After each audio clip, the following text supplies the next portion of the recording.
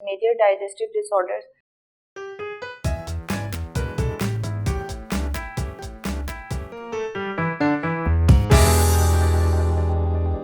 Assalamu alaikum students, I welcome you all on the platform of digital academics provided by Moonlight International Publishers.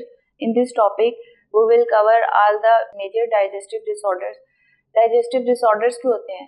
Malfunctioning of digestive system or that conditions that occur when digestive system does not function properly. अब digestive system में की diseases में कौन-कौन से diseases आती हैं? First is diarrhea, then dysentery, constipation and ulcer.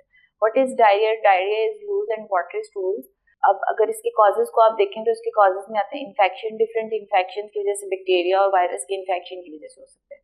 फिर उसके बाद डिफरेंट मेडिकेशंस, जो लोग ज़्यादा मेडिकेशंस यूज़ करते हैं उनके रिएक्शन में हो सकता है. फिर फूड पॉइजनिंग है, कोई गलत आप बाहर से कोई चीज़ फास्ट फूड लेते हैं उस वजह से हो सकता है. ठीक है. या फिर जो डाइजेस्टिव ट्रैक है उसके अंदर अगर कोई प्रॉब्लम आ गई है, कोई डिस्टर्बेंस आ गया तो उस वजह से हो सकता है. अगर इसके सिम्टम्स को आप देखें तो इसमें अर्जेंट बॉल मूवमेंट्स आ जाती हैं, डिहाइड्रेशन आता है. नेक्स्ट इसमें एब्डोमिनल पेन और क्रैम्प्स आ जाते हैं. वाटर इसमें एक्सट्रीमली लूज कर जाता है बॉडी से. इसके ट्रीटमेंट में आप देखेंगे आप ज़्यादा वाटर यूज़ करें और जो सॉफ्ट फूड है वो आप यूज़ करें. फिर उसके बाद फाइबर्स को इनटेक करें. नेक्स्ट हमारी disease that is dysentery. Dysentery भी डायरिया की एक कंडीशन है, लेकिन ये एक्सट्रीमली अनप्लेजेंट डायरिया है विद ब्लड एंड म्यूकस. और इसमें होता क्या है कि जो बैक्टीरिया या वायरस है उनका इन्फेक्शन काफ़ी ज़्यादा हद तक हो जाता है. Next disease that is constipation. In the constipation nutritional waste become dry, hard and difficult to pass. इसके कॉजेज में क्या है? जो लोग खाना खाने के बाद एक्सरसाइज नहीं करते, जिनकी फिजिकल एक्टिविटीज बहुत लो होती हैं, जिनकी वाटर इनटेक कम है, फाइबर्स की इनटेक कम है, उनमें कॉन्स्टिपेशन आ जाती है. इसके सिम्टम्स को आप देखें तो इसके सिम्टम्स में एब्डोमिनल पेन है, स्टमक इश्यूज है, स्टमक इचिंग हो जाती है. फिर इसके सिम्टम्स के अंदर वाटर की एक्सक्रीशन डिक्रीज कर जाती है. इसके ट्रीटमेंट में क्या आपने फाइबर कंटेनिंग फूड की इनटेक ज़्यादा कर देनी है. ठीक है. Next disease that is ulcer. Ulcer के अंदर इन्फेक्शन हो जाता है जो स्टमक की वॉल्स को और इंटेस्टाइन की वॉल्स को इफेक्ट करता है.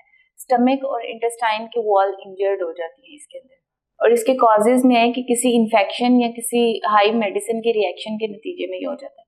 अगर आप इसके सिम्टम्स को देखें, डिस्कम्फर्ट इन स्टमक और नोजिया और वॉमिटिंग इसमें आते हैं. एक इसकी कंडीशन होती है कि एक बैक्टीरिया है एच पाइलोराई.